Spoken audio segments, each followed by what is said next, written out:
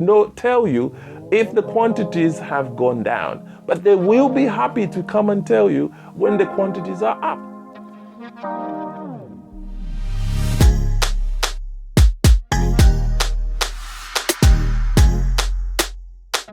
Good morning, good afternoon, good evening, wherever you are watching me from. If we haven't met, my name is Kelvin Piri, and I'm so excited once again to bring this video to you today under the title, under the series that I'm carrying out on YouTube, How to Build in Zambia While Living in the Diaspora. And hey, if this is the first time that you've come across this page, please remember to hit that like button, subscribe, and smack that bell.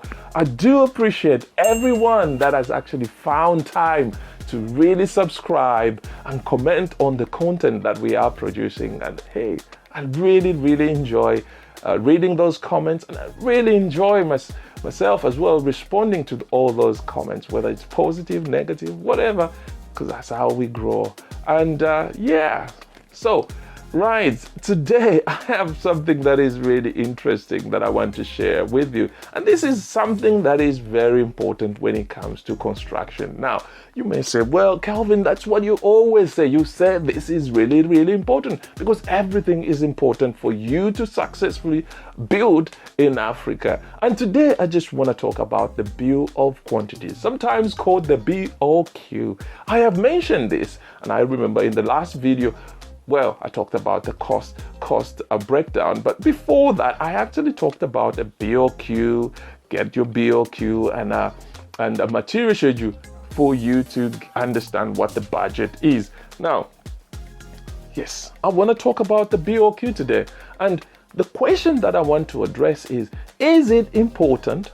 Is it really good? Really good, and I'll repeat that, is it really good for you to give a contractor a BOQ measured by an independent quantity surveyor so that they can price your works? Now, this question, I asked you guys, what do you think? Tell me what you think. Tell me what you think, to those that have been in the industry. But this is my opinion, and I respect your opinion, but I would like to hear from what you say. But here we go. This is what I think. Now, there are two ways you can actually procure your works on site. One is obviously give a BOQ to the contractor to price it. The second one is actually giving the contractor the drawings and specifications. Now, these are two very important documents that you can give the contractor to price. Now, the reason why, so let me now address giving a contractor why I think, you know what, if it was me, I will give the contractor the drawings and specification. But let me give you why I think it is not a good idea, especially if you're building from far away as we are, and you work so hard to raise those monies and all that. What you want to try and achieve is cost certainty. You don't want prices to move up and down, because already you are fighting things like inflation, fluctuation of local currencies, and obviously just supply of materials, raw materials, and these will go up and down depending on availabilities. So there is a lot of factors that will be against you, and what you need to do is to try and work as hard as you can to try and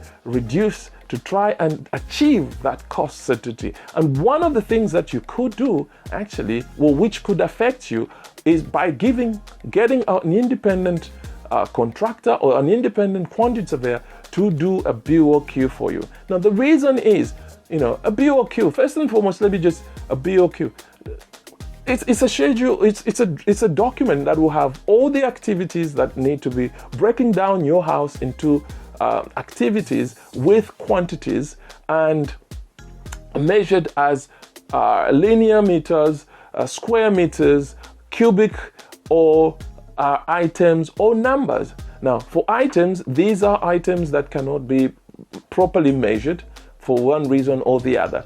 But now you take this document from an independent person and you give it to your contractor. What you are doing by doing that, unless qualified, which you can do, you ask the contractor to take a risk on the quantities. Now, what does that mean? So it means that they have to remeasure and make sure that the quantities that you've put in there are correct, and they take a risk. Now, if you give them a bill of quantities and you don't clarify on that issue, what it means is when the contractor goes on site and they discover that the quantities, for instance, the foundation concrete is supposed to be 50 cubes, and when they measure it's 100 cubes, it means you carry the risk. Now, the quantities can go up or down. Now, if, for instance, the quantities went up, this could affect your project, it will affect your budget, and ultimately could delay you to complete the project. But you said to me, but Kelvin, I've got a contingency. But some of these changes or in quantities could actually wipe out the contingency pot that you have. It doesn't mean that you can actually not go ahead and give that BOQ. But what you have to do to protect yourself is actually engage a quantity surveyor to go on site and measure. But from experience, the contractor might not tell you if the quantities have gone down, but they will be happy to come and tell you when the quantities are up. But if you had somebody on site measuring the works as they progress, that person will be able to pick it up and say, well, concrete is 25 cubes, and therefore the cost of concrete comes down. But like I said, the contractor will be happy to run to you if the quantity is on the other side but again, that's my opinion. It could not be that case. But if you have to have a quantity surveyor, a project manager supervising the work, that will make your project very expensive.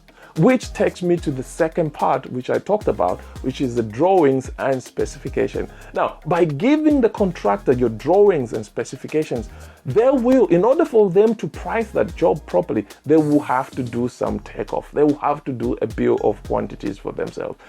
It might be a direct takeoff for the young people, quantity surveyors who might not know. There's a direct takeoff. But in order for them to price that job properly, they will have to do their own takeoff. And what they are doing when they give you a price, they've actually taken a risk on those quantities. That way, when you get a price, you will know that this is what you're going to pay for. And therefore, any change in the quantities will not affect your price.